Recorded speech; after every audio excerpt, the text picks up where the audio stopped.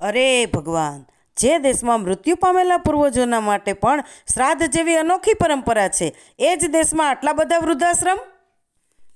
અરે ગોબરભાઈ, હમણાં તો તમે દેખાતા જ નથી ને? શું બહુ કામકાજમાં પડી ગયા છો?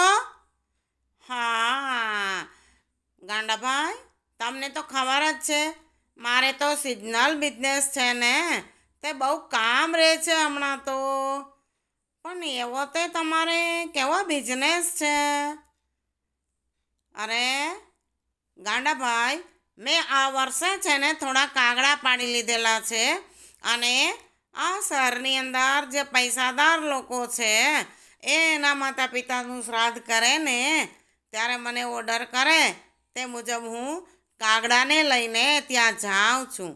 કારણ કે આવા મોટા લોકો શ્રાદ્ધ કરે તો મોટા મોટા જમણવાર કરે, મોટા લોકોને બોલાવે, અને જ્યારે અગાસીમાં કાગવાસ નાખે અને જો કાગડા ના આવે તો નિરાશ થઈ જાય ને, એટલે મને ઓર્ડર કરે છે અને હું કાગડાને લઈને પહોંચી જાઉં છું.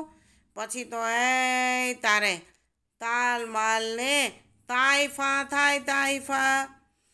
કાગડા પણ ભૂખ્યા હોય અને સરસ મજાના શીરાપુરીના જમણ ઉપર તૂટી પડે, અને પહેલાં લોકો તો વિડીયો ઉતારે, ફોટા પાડે, ચિચિયારીઓ પાડે અને રાજીના રેડ થઈને બોલે, એ પિતૃદેવ પધાર્યા, એ પિતૃદેવના આશીર્વાદ મળી ગયા, એ પિતૃદેવ પધાર્યા.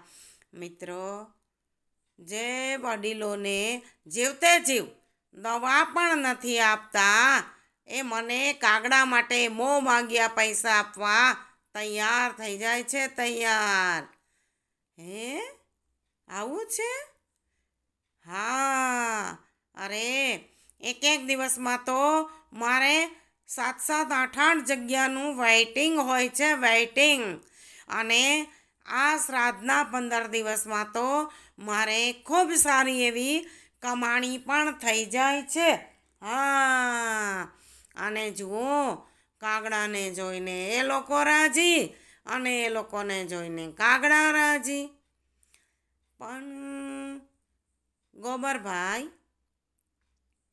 આમાં મને એક વાત નથી સમજાતી કે આવી માનસિકતા શા માટે?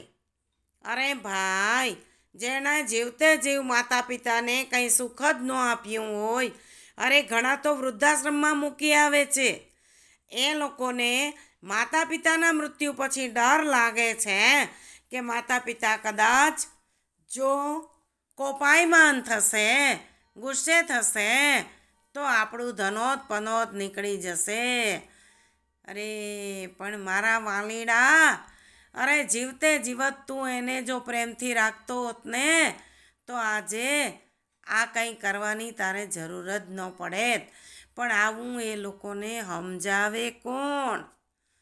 આ ખાટલે મોટી ખોટ કે જીવતા મા બાપ કોઈને પોહાતા નથી, અને મર્યા પછી તો એને તારે એની વાહે કેટલી ઉજવણી કરે, કેટલા જલસા કરે અને કેટલા ખર્ચાય કરે, બોલો.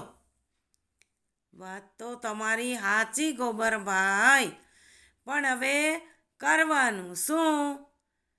સમજણ કોને આપવાની? એ વાત સાચી હો ગાંડાભાઈ. આપણે તો સમજીએ જ છીએ કે જીવતા મા બાપની જ સેવા થાય, મર્યા પછી તો આ બધા વિધિ વિધાન આપણા મનના સંતોષ માટે છે, આપણી શાંતિ માટે છે. પણ આ લોકોને સમજાવે કોણ? બીજું, દોમ દોમ સાહેબી માતા પિતા મૂકીને ગયા છે, એ સાહેબી છૂટવાય ન જાય એવો ડર પણ સતત લાગતો હોય છે. અને એટલે કાગડા એ જ આપણા પૂર્વજ, અને એના આશીર્વાદ મળી જાય. કાગવાસ નાખ્યા પછી કાગડા જો એ વાસ ખાઈ જાય તો પિતૃદેવના આશીર્વાદ મળી જાય.